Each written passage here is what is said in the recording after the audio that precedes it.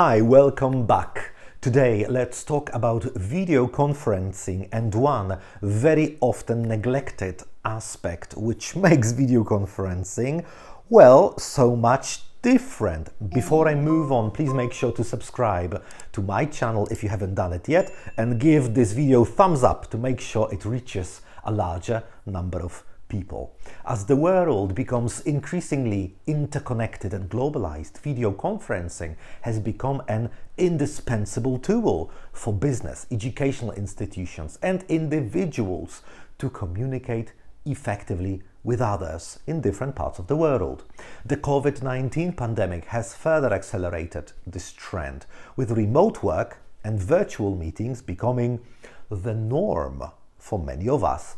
While video conferencing has many benefits such as convenience, cost effectiveness, and increased productivity, it can also pose some challenges, particularly when it comes to non-verbal communication.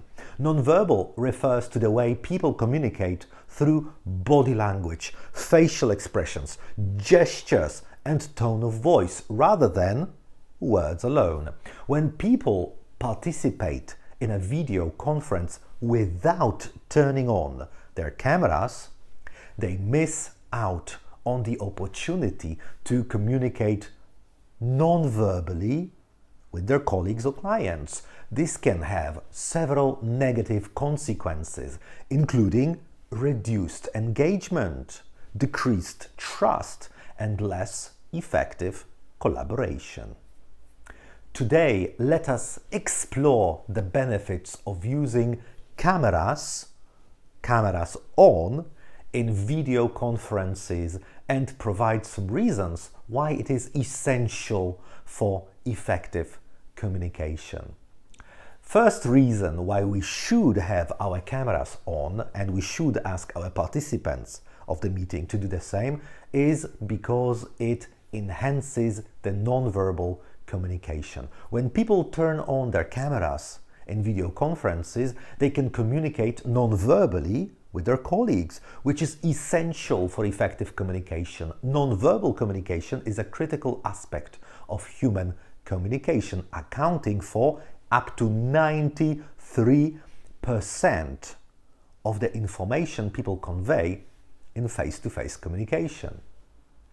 By using cameras, participants can convey a wealth of information through their body language, facial expression, their gestures, which can enhance their message and provide some additional context. For example, a speaker who nods their head while talking can signal agreement or emphasize an important point, while a frown can signal disagreement or maybe some sort of a concern. In a video conference, turning on the camera can help to build trust, convey some enthusiasm, and maybe facilitate collaboration, which is essential for effective communication.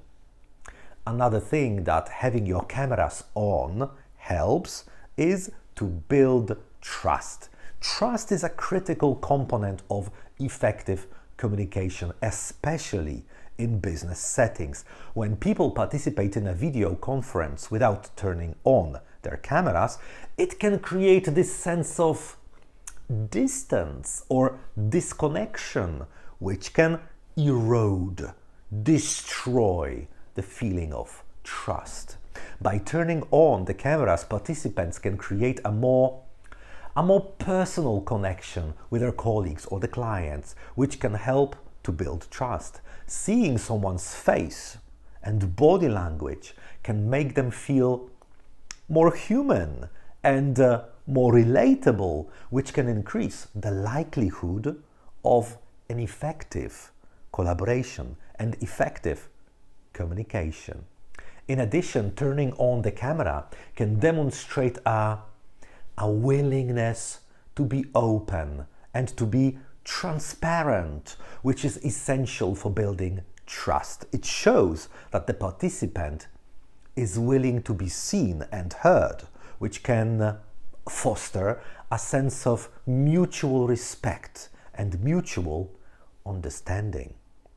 Another reason why we should have our cameras on in video conferencing is the increased engagement. Engagement is another critical component of effective communication, particularly in virtual settings. When people participate in a video conference without turning on their cameras, they can become disengaged or distracted, which can reduce the effectiveness of the communication. Imagine a training in which participants have their cameras off. Someone can be doing something not related to the topic in the meantime, and therefore not being able to stay focused on the topic.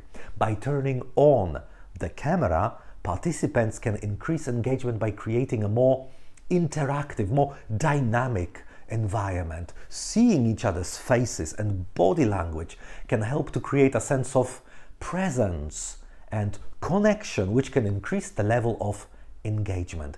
In addition, turning on the camera can help to reduce distractions by creating a sense of accountability.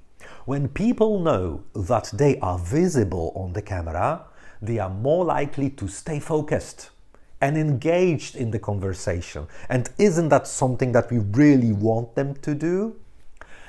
Another reason why we should keep our cameras on in video conferencing is because it facilitates collaboration. Collaboration is a key component of effective communication, particularly in business settings. When people participate in a video conference without turning on their cameras, it can create a sense of isolation and disconnection, which can reduce effectiveness of collaboration. And by turning on the camera, participants can facilitate collaboration by creating a more collaborative, more cooperative environment. Seeing each other's faces and the body language can help to create a sense of shared purpose and teamwork, which can increase the level of collaboration. What is more, turning on the camera can help to promote a good relationship between all the participants. I would love to hear from you what you feel about the effectiveness of keeping your cameras on. Probably if you have never done it before, or if you do it but very rarely, at first you will feel kind of uncomfortable with your cameras on. But trust me, the more you practice it, the easier it becomes and the better you become at communicating with others using these cameras on. So I will appreciate it if you give this video a big thumbs up and share it with the ones you like, you love, maybe with your colleagues, something that could make their professional life more effective. Thanks, and I'll see you again next time.